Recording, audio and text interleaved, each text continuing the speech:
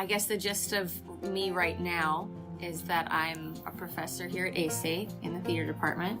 I teach a few different dance classes and choreograph for the shows. I have a slightly atypical dance background. Both of my parents folk danced, and they met at a dance camp called Kentucky Dance Institute. My mom continued to stay quite involved with folk dance after that, and so it was through her that I got into it. They initially knew I was a mover and shaker and started me in ballet at 5, but I was terrified of my ballet teacher. And so after that, she started me dancing with the group she had for children that was pretty new at the time, which was eventually called Lunula, which means crescent. We started out when we were 6 doing Scottish. The second country that we were introduced to was Israeli folk dance. And as we got older and more experienced, we did Russian, French, Turkish. When I was 12, we started doing Irish step dance, then some hornpipe as well, which is the Irish hard shoe. A lot of the folk dances sort of tell stories. So whether it's an Israeli dance that is telling the story of the parting of the Red Sea, or whether it's a partnered folk dance mixer that's meant to be danced at certain events within community. And so then,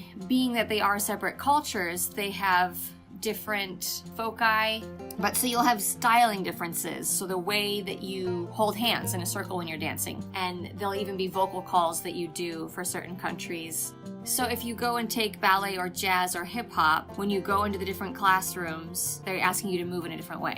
So like you would experience that in studio styles, you have that in folk styles. So we're doing some of our Irish, keep your hands down at your sides. In Israeli, we're gonna have them up at certain times. So it's constantly jumping within the same class even. So I got called out on that a lot. But it's very specific because you aren't just dancing for the joy of it. Well, that's part of it. You're also honoring that culture. I had started when I was about 16 trying studio dance again. I did all of it in a summer intensive. I was scared out of my mind because I took it all for the first time and I thought I wanted to do dance and I loved it and I'd be great at it, and here I am horrible at it. But in college we had dance classes within the theater department as well. So I took all of those in college and then started letting that lead me into choreographing. Here we've got students that are like, I want to learn theater and the skills that go with it because... And then there's like 20 answers. It's exciting. It was also a shift to get used to.